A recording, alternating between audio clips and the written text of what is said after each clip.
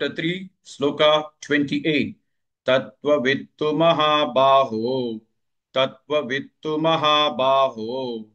Tattvavittu Mahabaho. Gunakarma Vibhagayoho.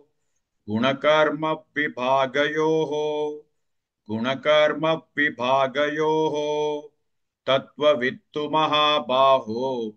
Gunakarma Vibhagayoho.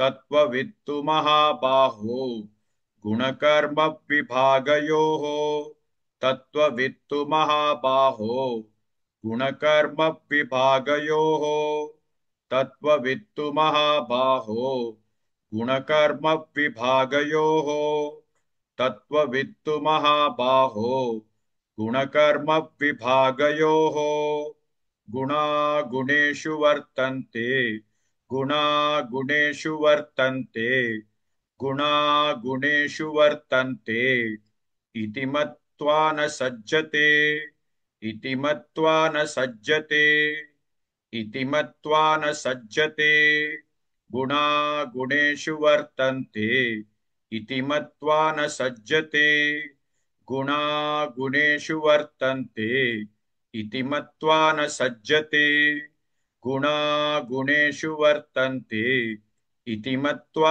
न सज्जते गुणा गुणेषु वर्तन्ते इति मत्वा न सज्जते गुणा गुणेषु वर्तन्ते इति मत्वा न सज्जते तत्त्ववित्तु महाबाहो गुणकर्म विभागयोः गुणा गुणेषु वर्तन्ते इति मत्वा न सज्जते. Please like and share this video because you could be instrumental in helping someone around the world recite the Srimad Bhagavad Gita, thereby helping them to have a life of unending opulence, victory and prosperity. This is mentioned in chapter 18, Sloka 78. Yes, don't forget to buy my book, Leadership Can Be Child's Play.